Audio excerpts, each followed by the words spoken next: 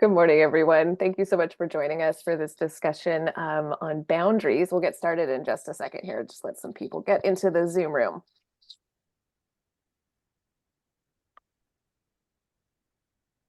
All right. I know we started a little bit late, so if you two want to just quickly introduce yourselves, and then Bridget, we can go through the how to interact, and then we can get started. Cool.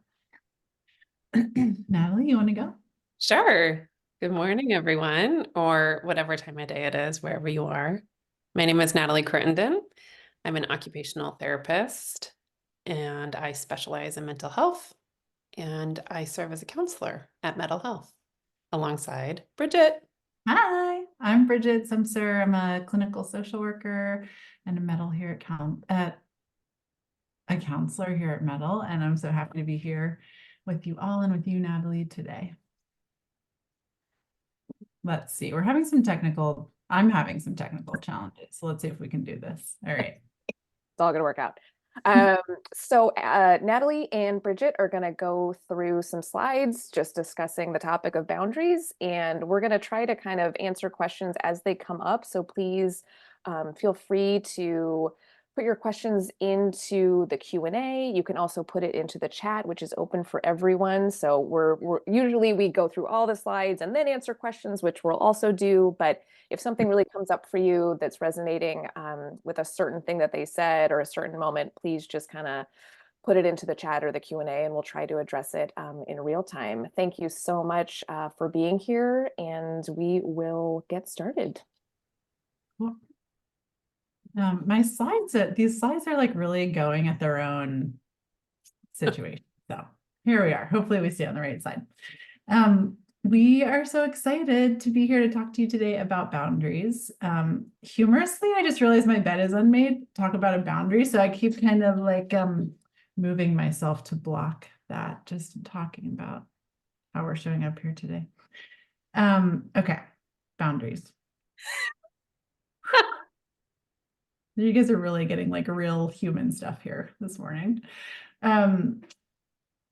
I repeatedly have to Google what is a boundary. And that's as like a mental health provider, a social worker, a spouse, a mom. Boundaries, we talk about them a lot, but actually, what are they? And in trying to kind of like drive that down, the sort of one word answer is boundaries are limits.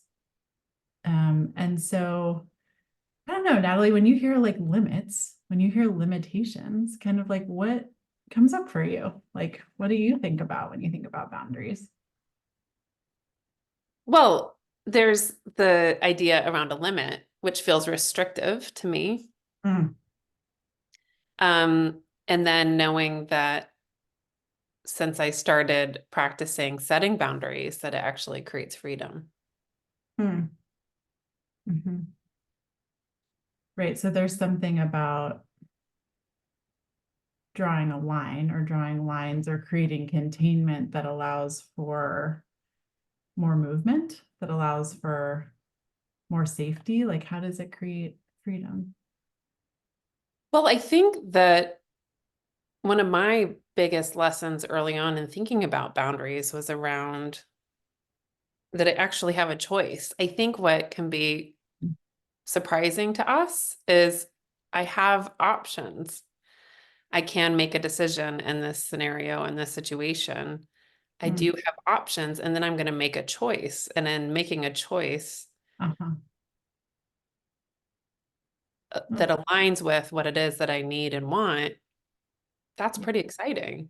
That can feel really, really freeing. Uh-huh.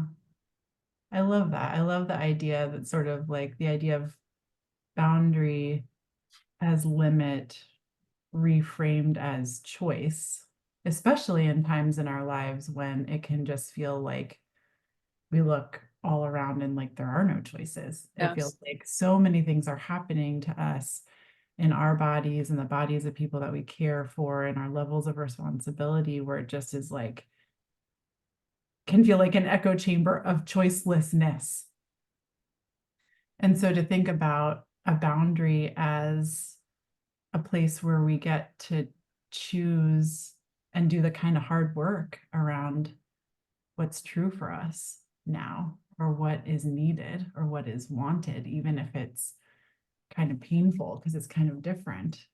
A boundary is an opportunity to choose a way that feels true for now.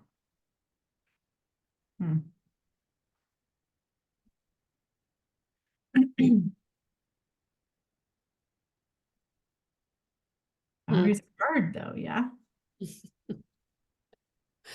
Well, and to that point around decision, I feel like decision making as a whole can feel pretty scary. Like there's a lot on the line in terms of so many decisions for us. And I think that that's a part of why it's difficult. But another thing that when you and I were talking about this before coming together today, we also talked about in our culture, in our society, particularly in the United States, where I was born and raised, and I continue to live in the United States, there is a lot of information, and I'm getting a lot of feedback that actually not having boundaries is very much celebrated. Yeah. When you think about people's existence online and videoing, taking photographs of meals and every movement and every thought and every passing, or even cueing that that is what's happening, even if that's not at all genuine and true, but this sense that boundarylessness is celebrated. Right. And that like a limit is a limitation, which means that like it's an incapacity on some level. It's saying I can't, which is often so much how it feels. Like when I say no, or I say I'm not going to come to that event, or I can't continue to relate to you in this way, it feels like I'm saying I can't do it, which we're kind of told that we should just be able to do everything on some level. Although I appreciate, which came up in our conversation too, that like the messaging to each of us is really different about that. Who gets to have boundaries, who doesn't, who is allowed to say, I can't, or I won't, or I don't want to, and who is expected to be ever and readily available. It's different based on race and gender, family role, and on and on. It's also just so hard to change the mode in relationships. If you've been a certain way and people have expectations that you show up in a certain way, or you are available to them in a way, or you're able to do things in a certain way, to change that mode is uncomfortable. And how do we tolerate the discomfort of change, especially when so many other things are changing that, again, we don't really feel like we have control over? Yeah, and I would argue that if we really zoom out, can we see that setting a boundary or describing a limit is actually naming truth? That it's some aspect or some component of it might not be new or changing or different for us, that it might actually be naming the truth. Because oftentimes when we get to the place of setting a firm and clear boundary, it's actually speaking into existence what has already been there. Like, I really actually haven't genuinely been showing up for you in my wholehearted way, or I haven't felt like I've been able to trust you. So I just kind of go through the motions, but I'm not really haven't been your true friend in a long time. Or if I go to the party, I'm kind of dissociated. I'm not really present. And so it's like I'm not there anyway. So I'm just not going to go. So I think about boundaries sometimes in terms of truth naming of what is already. Not that that's not scary. It's scary to name what is. It can be like quite painful to name it, right? To have to say like, I don't enjoy this anymore, or I don't feel like I can be here in the way that I want to. Like that can be quite painful to, even if it's been true for a while, to put it into words and to take action around it. Like there's grief, there can be grief there. And then there can be some feelings of like liberation or just a lightening because we're not putting ourselves in situations that don't feel authentic anymore. Or we're just removing, like we're turning down the faucet of resentment building also, right? If we continue to do stuff where it's like, I don't want to, I can't, I'm uncomfortable, like, ooh, this doesn't feel good, but we feel like I have to, it's too hard to say no, it's too hard to do it differently. Like that builds up in our bodies, I think, somatically. And so the naming of it and the actual like act towards being different or the act towards change can be so painful. But then on the other side, it's like, I think there can be some relief. Yeah, and now is a point too that I also want to name that even this topic, thinking about boundaries and setting them or having them or not having them, or other folks that may not have had boundaries with all of us, that it can be activating. So any of us that are here together right now, listening in real time or listening at another day and time, I want to alert you that we're going to continue to talk about boundaries and how people respond or don't respond to them. And if you need to take care of yourself in whatever way, if that means step away or pause it, know that the conversation is here and you can check in again later. But I just want to name that it can be triggering or activating to folks. Yeah, totally. Lori put a question in the chat. I often feel guilty if I don't want to help or hang out with my elderly neighbor and an acquaintance or an acquaintance who can be quote unquote needy. So I find myself hesitant to help even once because I feel like I'll have to help every time she asks. As an end-of-life doula, I have the doula heart, but I resist giving it away to just anybody. I feel that. I feel, you know, like you can't give it away all of the time. There has to be some holding around that just for your own like energy preservation. And, you know, it's sort of painful to feel like, oh, I don't even want to step one foot into this because I feel like I won't be able to step out because I'll be sort of overwhelmed in guilt or feeling bad.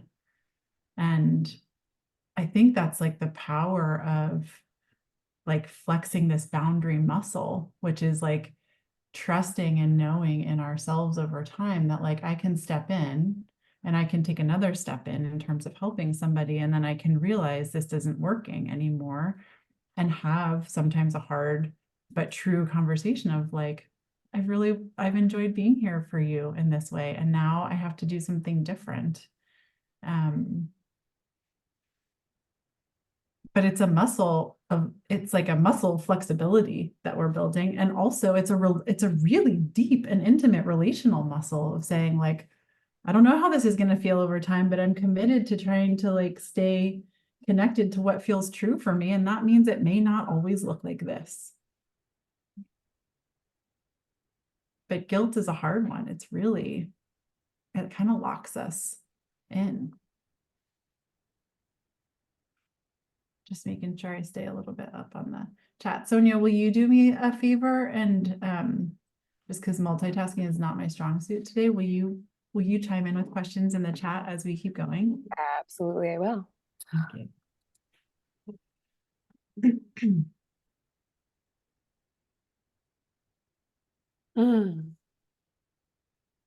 Ourself and boundaries. How we feel about it. And I too am reading from folks, and I'm hearing in some of the chat around being met with other people's feelings. And so just as I'm looking, I'm hearing you all out there typing in being met with anger and feeling punished.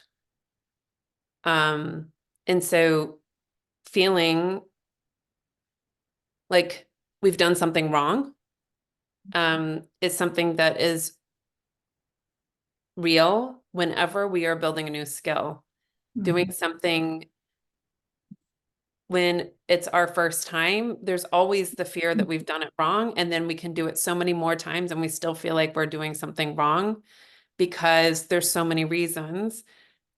It wasn't modeled for us. It's not culturally upheld as something that we could all value and support each other with. It is not supported in media and in shows and often in family units and communities. And so without modeling, it's really difficult for us to build skills. That's just baseline, right? When beings are raising other beings and they extend kindness and the younger, smaller beings watch the older beings extend kindness. That's how we learn, right? We learn how to treat animals. We learn how to treat neighbors. We know how to make our beds. That's just modeling skills. So if we haven't had it, it can just feel in terms of we haven't had it in terms of modeled for us.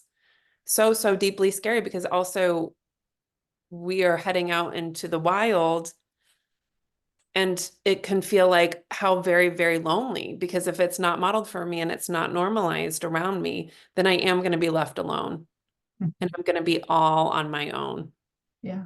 I mean, we're also given so many social messages that like the way to know if we're doing the right thing is from external feedback, right? The way that people respond to us, if other people like what we're doing, if other people give us praise, like it's this difference between internal and external locuses of control, right? And the grand sort of generalized social messaging is like, you know, you're doing the right thing if you're getting positive feedback. And with boundaries, like that's not guaranteed, right? I feel like as a parent, so much of what I have, the guidance I've received from, you know, people wiser at parenting than me is like, your job is the boundary and then to sustain the blowback, right? Like it's not, you set the boundary and the boundary was right if your kid is happy about it. It's like you're setting the boundary and then you realize that like there's going to be feelings afterwards and that's okay. That's not an indication that the boundary is wrong. That's an indication that the other person is responding to change or responding to something that they don't like. But that's so hard to tolerate. Hey, Bridget, on that note, there was a Yeah. question that came in that's just kind of exactly what you were just saying. This person asked, how can you set boundaries without triggering the other person? And I think what you're saying is that's not always possible. Hmm. We're not in charge of other people. It sucks. Like, I wish, you know, it's like it would be so much easier if we could be like guaranteed a kind of response. But, you know, I think this is like what comes down to this around this like self and boundaries and this idea that like we get to know more or we learn how to listen for the boundaries that we need by this sort of relationship with self, this awareness of our own needs. And you know, it's not selfish to have a primary relationship be yourself. It actually creates like the capacity to stay in your own seat while someone has their reaction to what's happening, has their response to what's happening. And you know, I think there's like communication like tools or ways of being that can, you know, make boundaries easier to hear, like coming with softness, if that's possible and authentic and you have access to that. I know for me, I kind of like plow into a boundary and then I communicate it in a like, get away from me sort of way. And like, that's really activating to the person that I'm talking to. But if I am moving more slowly and I'm more gentle with myself and my relationship with myself is like, okay, like, I feel uncomfortable. This is feeling not right anymore. I know I have to shift this. And I actually pay attention to that. And I don't plow into my own like frustration, resentment, anger about the situation, that I can communicate it in a way that is more caring and loving towards the other person. The example for me that I thought of when we were chatting was about, well, which I'll share, and is any of us here who have done dramatic things with our hair. Mm. any of us that have like decided to go all the way out. Bridget's talking about her hair is like almost down to her waist, right? And for me, it helps remind me, right? I'll cut all my hair off. Anyone that's shaved their head, anyone that has been like, oh, I'm having a balding pattern. Now I'm just going to shave it all, even like a trim or to the curls. So like the curls are off. Everyone has an opinion about it, don't they? Everyone. I love it. Oh my gosh, why'd you do that? Right? Everyone has an opinion about it. But goodness gracious, this is my body and my hair. It is so clear. This is no one else's hair. This is only my hair. Like, obviously, I would be the one to make the call on what I'm going to do with my hair. And that is so clear and so obvious. But also, I know when I do it and I go out in the world, boom, boom, boom, every single person, oh my, wow, I see that. That's an interesting choice. Oh, you decided to do that. What about your curls? They're never going to come back. I'm like, my curls are back. Like, right. And everyone has thoughts and feelings about it. And Yeah. there's something that I can be prepared for when I do that. And it's really not that much different. It is so about me. I have a need to stay home and cozy and not go out. I don't want to spend time with people that aren't able to use their kind heart with me. I want to sit with people and spend time with people and drink tea and not drink beer, whatever it is. But that is me. That is no different than my own head of hair. That is me. I get my life. I get my one life, and I'm going to make a call with my hair, and I get my one life, and I'm going to make calls. But it is so much harder. And when we can think about a haircut, gosh, right? You wouldn't be in charge of my hair, and I would be in charge of yours. Totally. And I will say, like, oh, I probably have maybe on more than one occasion, like, not talked to my husband for the rest of the day when he emerges from the bathroom with new facial hair, right? Like, it is actually hard. And the work we have to do on like either sides of the boundary is like, in that dynamic, like he has learned to give me a heads up so that I can anticipate, or I can like soothe myself around the change. And I have learned that like he is entitled to do whatever he wants with his facial hair. And it's actually not his job to like brief me on it or get my okay necessarily. So there's practice on both sides for each one of us. How do we listen to and act on our own behalf in authentic and true ways? And how do we practice receiving that from other people? Right. And modeling for one another, like, you're gonna have a boundary with me, like, okay, I may have feelings about that, but like, okay, thank you for feeling safe and trusting me to bring that to me. Yeah, I love the hair example. I think, and maybe before we go on from this one, it's just like speaking to like, sometimes it's just like really hard to identify needs and really hard to identify wants. Even in ourselves, nonetheless, getting to the point where you feel like you can verbalize them and act on them, but just the identification of like, I don't know what the need is. Like, I know this doesn't feel right anymore. I know I feel uncomfortable. I know I feel anxious or whatever. I'm having feelings, but I don't actually know what the need is yet. The sort of like pre-contemplative or contemplative, I guess, around like, I feel something, but I can't articulate it yet. And that's part of what makes boundaries tough, is like, we have to figure out how to identify needs and wants. Do you have like OT tricks for like how to identify needs? Oh, yeah. Ooh, like what? Well, we have more slides. But Oh, yes, I was get going to more say, slides. Okay, maybe we'll get to with our more slides. Oh, here, what we've been talking about, the reaction of others to your boundaries. Yeah, we just got excited. We went ahead. I know. Sonia, is there anything else about this before we move to the next slide about So reactions of others? it's so funny. I was just going to say that. Okay. Would you address the overcorrection that can happen when someone with an unaddressed childhood trauma tries to set a boundary? Instead of a line, it's a wall or total severing?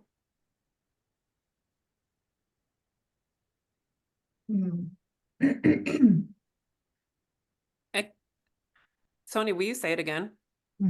Yeah. Would you address the overcorrection? And person who said this, please also chime in if we're missing some nuance.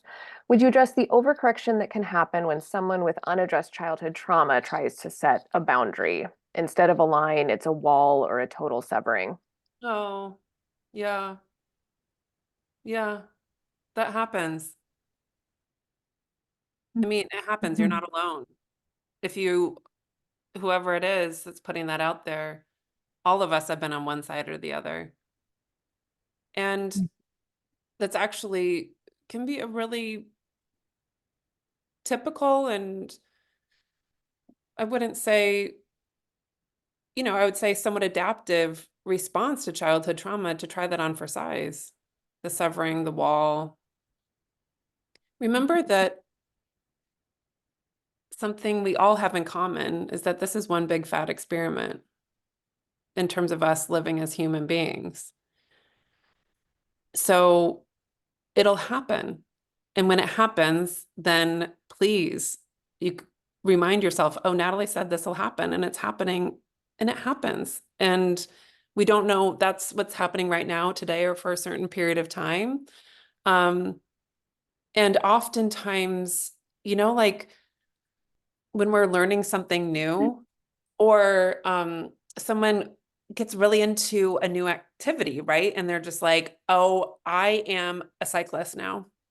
And they're up at 6 a.m. every day, and they spent all their savings on a brand new bicycle. They have all the gear. They got the bike shorts. They got the extra padding, everything. And they're just like going in so hard. And they're like, I'm so into cycling. I'm so into this. And it like soothes them and heals them and excites them and makes them feel a certain way that they want to feel. They're getting all their needs and wants met. They're not even sure what the needs and wants are, but they're out and they're doing it and they're going so hardcore. Oftentimes it happens with us when we find a new activity or a new way to meet needs. We're like, I am going all in. And so people might be like, wall there, you're cut off, you're severed. Yes, I am in my power. Ooh, I'm feeling in control of my life again. I have never had control of my life. Feel me, I am in control, right? So we sometimes just go so in, swim laps every day for 60 minutes. It's just, we go all in. And people that have experienced childhood trauma, even if it's dealt with, if it's not dealt with, going and severing and putting up walls can just be going all in and trying it on for size. And right, and there's different, right? It's like sometimes in order to have any boundary, it can feel like the boundary has to be black and white. It has to be this like unpenetrable, uncrossable line. And then for some people and some personalities over time, once we build some comfort or confidence in being able to set a limit or change a dynamic, more fluidity can happen there. Like there can be boundaries that have more pixelation. There can be boundaries that have more fluidity. There's just softer, more gray, less black and white boundaries. I think, also just to kind of like pick up on another comment around like, all of this is happening in the context of relationship. So there's infinite nuance and context that's dependent on who you're talking about. So if it's like a person that is like dearly important to you, who has the history that they have, and they've just drawn this like super harsh feeling to you line. It's like, is that a right relationship to say to them like, hey, this feels like a really strong line to me, and I kind of wish it was different. And if you feel like we can talk about that, I'm here, right? Like, it doesn't have to just be like we draw limits or we have boundaries and there's no conversation about it, right? These can exist. Like, to one of the comments in the chat, like, my husband shaves all of his hair off and like he has a right to do that, and like we have a dynamic in our relationship where I can say like, man, it's like so uncomfortable for me when you do that, when there's no heads up, and also I just like don't really like how goatees look, like could you not do that again? And then he can say like, well, I like the goatee and I'm gonna keep doing it. But there can be conversation about these things. but it's in the context of a specific relationship, which makes it like tricky for us to talk about all of the nuance in these like broad ways. And much, I think, of what we're here to say is an encouragement around building the muscle of boundary setting. How you uniquely do that in the context of your relationships is going to be specific to you. But a message from us is like, it's okay. It's okay to say, I don't want to, I can't anymore. I'd like this instead.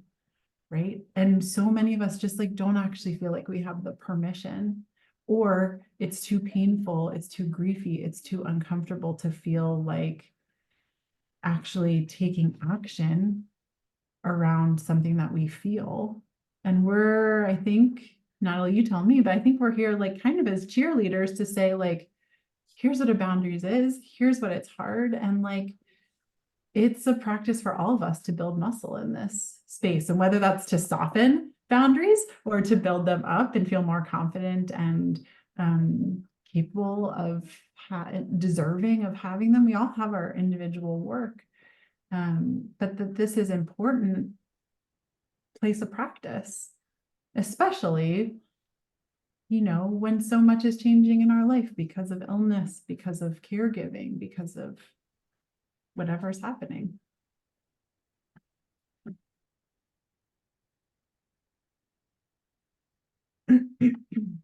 We're touching on a lot of this as we kind of go. But this goes like kind of to the nuance, the infinite nuance here, which is like we draw boundaries with the information that we have, the best information we have right now about the need right now. And that very well may change over time, right? And so that's again, like a new sort of like, I'm going to do this, I'm not going to do this, I'm not sure about this. Being in that space, like it can feel to us, or it can feel like to other people, that setting a boundary is like the way it's going to be forever. But if we stay really in touch with the fact that like, this is what I need right now, and I'm open that like it may be different. I hope you'll be open with me that it may be different over time. Like this is a like present moment practice. It makes me always think about how it's challenging our all or nothing thinking or black and white thinking that we're all prone to, especially if we are living in the United States. It's in the water. It's in the water that we would either this or that, and that's it. Right? So Yeah, that so there's binary. yes, and that there's one right way. So if you feel yourself coming up against it, as we all will, there's just one right way. I just have to figure out what it is. It's either this or that. It's black or white. Which one is it? That it's not, to Bridget's point, final. It's that there's a decision, and that's decision-making skills, right? Around, even underneath the decision-making skills, which Bridget touched on, is the skill of I am deserving. I'm deserving to receive this love and care, even just from myself. Decision making, and then just pushing up against the black and white thinking that all could be unfolding, and remembering it's really just right now in this moment. Yeah. Like what I mean, just like what a gift actually to offer that to ourselves and to offer that one another, that like this is what's true now, and like to stay in touch with the fact that it may change, it may not, right? And that's part of the, you know, our perpetual discomfort with uncertainty and not knowing, is like we don't know how it'll change, and we don't know if it will, and we don't know the whens of those things. But if we can hold that softness of like, and reduce the pressure of like, this doesn't, I'm not making a decision about forever. I'm making a decision about, or I'm feeling into right now. It's a gift to offer that to ourselves and to one another. It's so stressful to think about like forever. I mean, what is that to think like, I'm not gonna do, I can't do this right now, and that means I won't do it ever again, or you can't, or you know, it's so intense. Pushing forward, but they're going backwards. I'm not sure what's happening. Hold on. Let's see.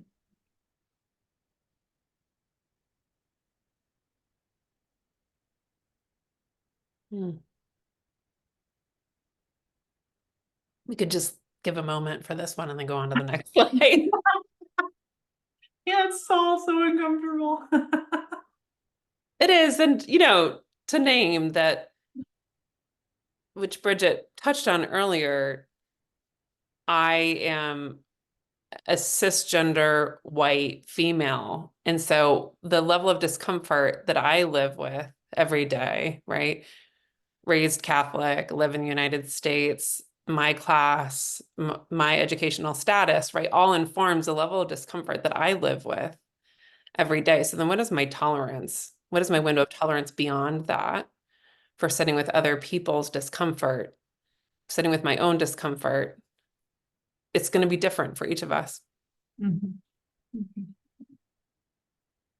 And we're comfort seeking, and discomfort or uncomfortable avoidant often, and not for bad reason, like with no judgment there. It's just a reminder that just because something's uncomfortable doesn't mean it's wrong. It might mean it's exactly the thing to lean into. And that's a really big ask when life is stressful and demanding, and so many other things totally out of our control are happening that are really uncomfortable and or painful. So yeah, just giving some love, I think, and some attention to like the space that this all exists in. This is our final slide, yeah? That's our final slide. And then we'll get to some conversation with you all. Hopefully, you can hear your voices. How does this land for folks? Does anyone have anything to say about this? Yeah. I've always been a people pleaser and someone who will take care of everyone before myself. However, as someone with chronic illness, I want and need to change that dynamic. I feel uncomfortable and selfish. Mm. Selfish is so commonly a word that comes up in this space of like what it says to me is just how wrong this can feel, to change the dynamic, to move to choose to, or sort of be forced to, because of the circumstances of our lives or the changing dynamics of our bodies, to be more self-oriented. That's not selfish, but in our societal frame, it kind of lands as such. And then comes with so much self-judgment. And it actually helps keep more people safe. Say more about that. The more love and compassion that we can extend to ourselves, that will expand on itself to have boundaries and limitations for our own bodies and our minds and our rituals, our routines, our roles. When we can extend more love and compassion to ourselves, that then creates some parameters in which we move through the world. It creates safety, right? The more, an example I think about oftentimes is when I have gotten enough sleep, I was sure to have some protein, some caffeine, I drank enough water, I hop in the car, I'm driving across town. The amount of times I slam on my horn because I haven't taken care of myself versus the times that I can be more easeful of like, oh, that person's got to get somewhere. They just cut me off, right? Am I sending out my anger, my frustration, my low tolerance because I haven't taken care of myself? Yeah. Right. And so driving, I always think of that as an example, right? Am I just out there just making it unsafe? I'm not able to focus. I'm then passing on my anger and frustration to other people. You piss me off. I'm going to piss you off. There. Now I feel better. Or am I able to ease into it? So how are we driving around at these high speeds in dangerous vehicles while there are people and children and animals on the street? And when we can come back and really tend to ourselves, it's going to be safer as we move through space and time and interface with other humans. It's going to be safer for me, first and foremost, and secondary for those that I interface with. Yeah, I mean, I think it makes me think of, and we probably haven't discussed it as such for good reason because the term is complicated, but it's like a way in which boundaries are a form of self-care. And, as a parent of small children and as a woman and just in like my own personality, boundaries with my kids are really, really, really hard. But when I don't do that work, I'm a less reliable caregiver for them. Actually, I'm a less safe person because I can be kind of like all over the map and I'm inconsistent and I'm doing it one way this way and one way another day. And my frustration and my resentment and all sorts of things are like kind of wily. A lot of the times because I'm just avoiding saying, actually, like, we got to change the way we're sleeping because I can't get up 4 times a night anymore. Right. I'm so wildly avoiding the change that then I can't show up for them actually in the way that I need to. I'm just gonna stop sharing because we've got some good comments coming in. What does everybody see now? Your 2 faces. Just our faces? Okay, cool. Yeah, a lot of good comments. I can start getting into them here. Rick said, picking up on a chat comment, please talk about setting boundaries with those we assist as patient navigators. And a lot of times this is someone who's volunteering, where you're giving of yourself and then maybe that boundary starts to get crossed because of care and guidance and support. I think that's probably something that a lot of people working in palliative care and hospice can relate to too.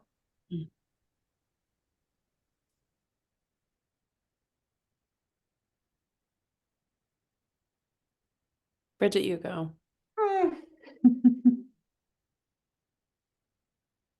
It's so tricky.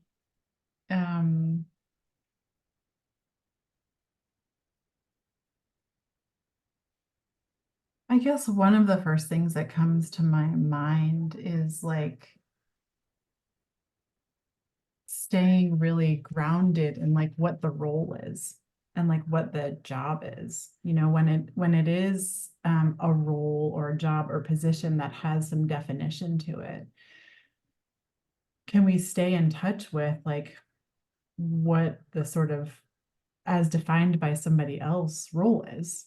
And can we use that to help us create some containment? And then kind of after that, the like softer skills around it, like how do we recognize in ourselves the building up of the feeling like we're doing too much or this isn't feeling right to us or the relationship balance is not feeling right. And the balance might be here and here because there's power inherently in being of service to somebody or being in a professional role with somebody. But how do we feel in ourselves like, this is tipping into a place that I know isn't sustainable. How do I correct? And like, I guess I think I keep doing this because I'm like, how can I realize before I'm here that something needs to shift so that the shift doesn't have to feel so huge? It may just be like tuning something back a little bit. I don't know. What do you think, Natalie? Yeah, I'm big into what you said in terms of really what is the role, what is the job, and it's again not so black and white to my point earlier, where it's care for the person, provide them support and service when whatever's going on. When we are getting to that point that Bridget's talking about, I think one thing that can be helpful in terms of a tool is familiarizing ourselves with what cue we're getting. And we're getting a cue, and it's different for each of us. And when we start to be able to tap in, it's, some people just get ragey, like in one's mind, it might be like, oh, this annoying ass person, right? And you're like, oh, once I call someone annoying ass, that means to me that my limit is getting pushed, right? Or what is it? Is it, you start to feel tension in your jaw, you clench your hands. I'll feel knots in my stomach. You feel a shortness of breath. You use a different type of curse word or phrase, or super judgmental about another person. Any of those can be signals of like, I am getting pushed out of my own system. So my system is actually trying to knock at me. So what is the knocking that is going on? And then how honest do I want to be? And honesty can be so connective, and it can be connective for ourselves, to ourselves, and also to the person that we're serving. So honesty can serve us in terms of, oh, I have to tell you, I am so tempted to do that. I actually wish I could. And I'd like to do it, think about children's books where it can be really, really clear. So I feel this way. I so wish that I could. And now it's actually, we're at the limit of where I can go in terms of my job. And I'm so sorry. And so even naming, there's a limit. So like, it doesn't need to be sneaky boundary setting. Like I'm so into like, we don't have to come up with other words. We can be totally clear of, oh no, actually, there's a boundary, right? With that piece right there. And I'm just so sorry. Or yeah, that's a limit with my job. That's where I can't go past that in terms of going to the 7th floor, 3 hours, whatever it is. And within our work role, it can be really helpful because so often there's someone else to say that they made the limit and my job is to adhere to it. And man, my heart right now, I wish. Yeah. And I've even said several times in my work, I like my job too much. I really like my job too much to give you $40 because that just wouldn't go. I would actually have to give $40 to everyone, and then this would be a bad situation. So I enjoy the work I do. And if I actually cross this boundary, yeah. Oh yeah, I mean, it's so helpful to have a sort of like third party, essentially, either saying like, here's this is the definition, these are the defined limits, and or here's what we're both together coming up against the limitation here as set by this other thing. That kind of takes the pressure off. I also I mean, there's so many rich comments that Sonia, maybe you'll help us comb through, but I'm really appreciating Alan's comment. And he says, I set boundaries well when I do not take responsibility for the success of the other person. And I think that's so central, which is like in service positions or positions of service, writing our sense of responsibility. Like, what is actually our job here, and how can we recognize and respect that these people that we really want to help are living their own lives, and like we are only so responsible for their outcomes, their feelings about how things are going, like, what's the right level, what's right responsibility, and how do we show up. And I agree. I think it's easier to have boundaries when we remember that maybe our job isn't to make everything okay for somebody else. Hey, here's one for you, Bridget.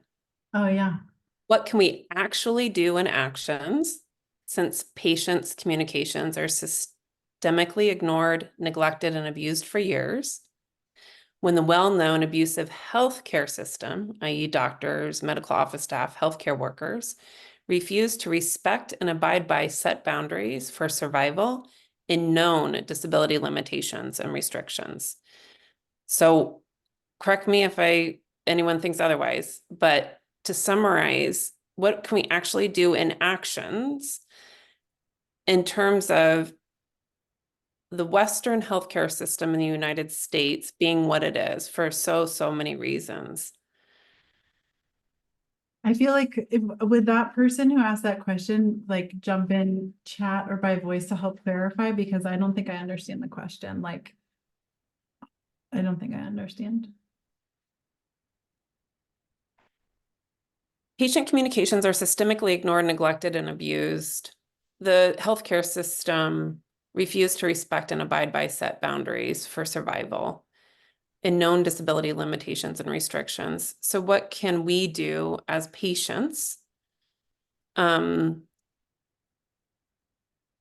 So I think one of my first thoughts that comes to mind, and let's see if we hear more.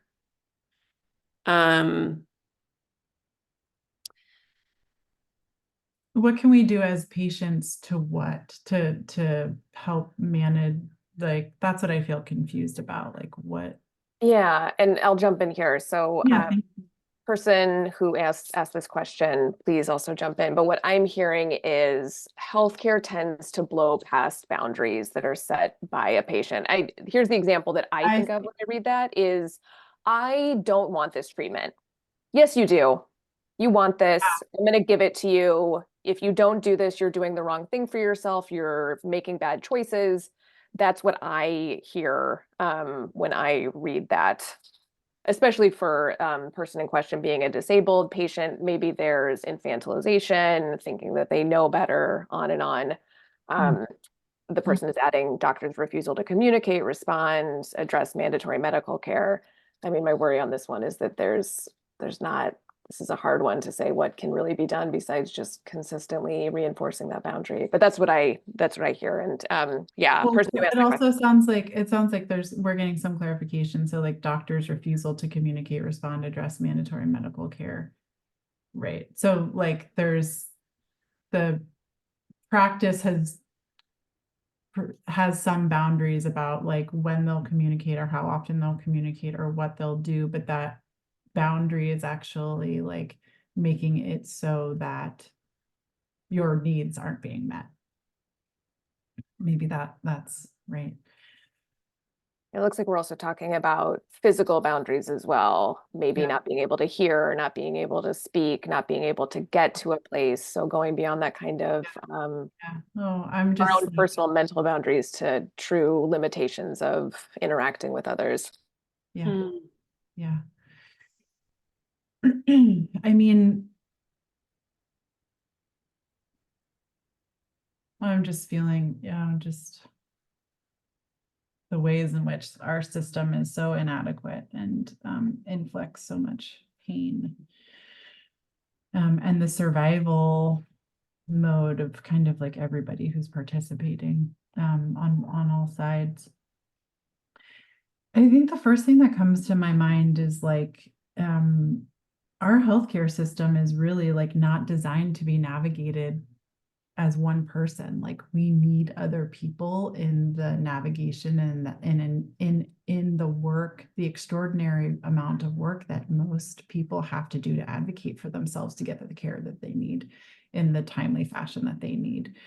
And so, whether it's your example, Sonia, of like, hey, I don't want to do this anymore. And doctor says, well, obviously we're going to still do this because it's what's best for you, or it's because we can get to where you want to go, or whatever.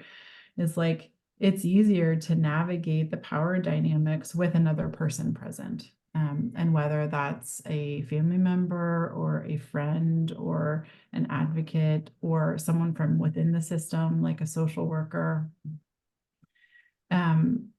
it's, we need one another. We need more people with us. We need other ears to hear us, other ears to hear the same information, to reframe the line, to reframe the need.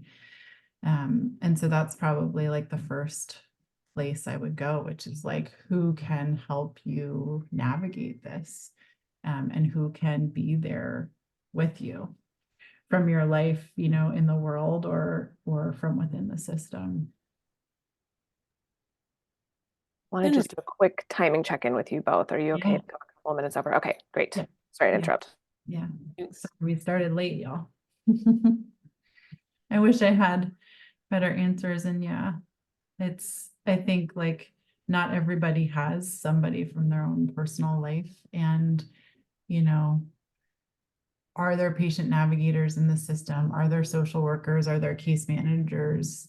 Even are there chaplains? Like just the pure, like having another body there with you. Having somebody who can help route your emails or bring attention to your needs from within the system can be really helpful. I also think about that we are allowed to put someone on speakerphone if there's someone that is even very far away, or through WhatsApp, to be there with us, even through technology, for those of us that may have someone that is far away. And then I also think about one of the slides we touched on being able to identify our wants and our needs. And while that's a skill to develop for us to be able to each identify what I need from this provider or from this interaction or in this appointment, that's a skill. But then also being able to communicate that can be powerful, because then we have the opportunity for the other person to say, I cannot meet that need, or I can meet that need. So I need to be able to hear from you, healthcare provider.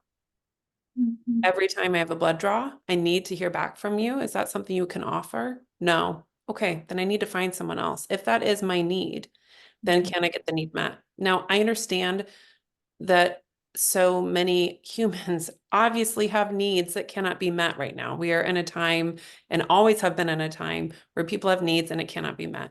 When I'm talking about the healthcare system and specific relationships with healthcare providers, this is what I'm limiting the conversation to. Obviously, folks' needs are not being met baseline. When going in and accessing healthcare, having some clarity around, this is what I need. Can this need be met by you and this establishment or not? And if across the board, no one can seem to do that, then thinking, okay, what is the deeper need? What need can be met elsewhere? And what piece do I need met from them? But really kind of playing around with this idea of what is it?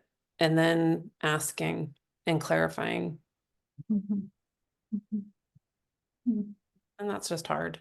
It's a lot of hard work. Yeah. I want to get to a couple questions that came in while you two were going through the slides. This person said, is the primary responsible party for my out-of-state mother. I feel obligation and guilt and also resentment as I see her in denial on some of her health maintenance issues. Can you give me some suggestions on constructive boundary setting that does not make the other person feel shut out, but protects my own self?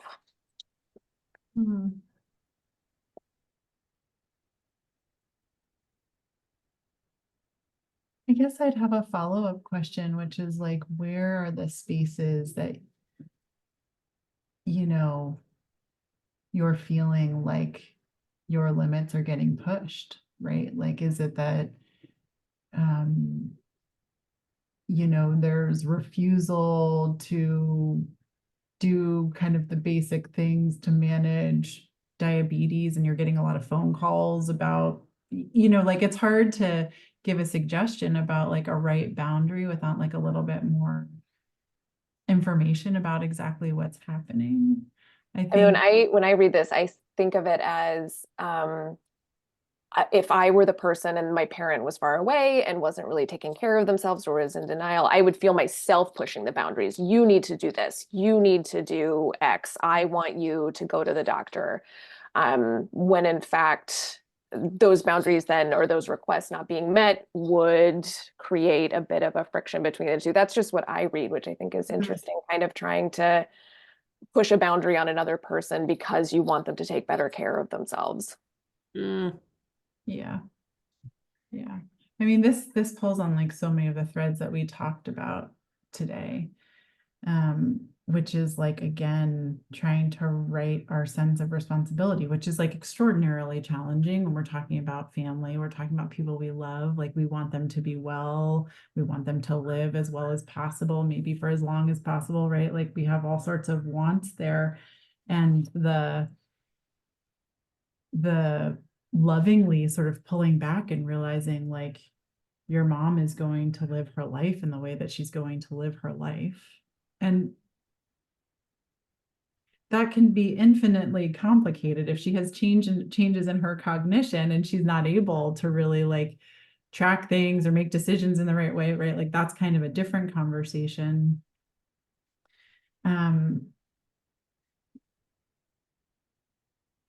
At But what point yeah. is it a haircut? Hmm? At what point is it a haircut and at what point is it not? Mm. Right. Mhm. Right. Like what's the pile of stuff that it's like, no matter what, I'm gonna involve myself in the pile of stuff of like, you don't want to do your PT anymore? Like, okay. Like, I wish you'd go on a walk. Things would be better if you walked every day, but like, I'm not going to spend my precious time on the phone with you, just being like, why didn't you go on a walk? Walk, walk, walk, walk, walk. I'm bored. I'm sick of hearing myself say it. So I'm going to let it go. But this other thing about this medicine, like, you got to take this medicine, right? Like, you got to like kind of like pick and choose. Mm-hmm.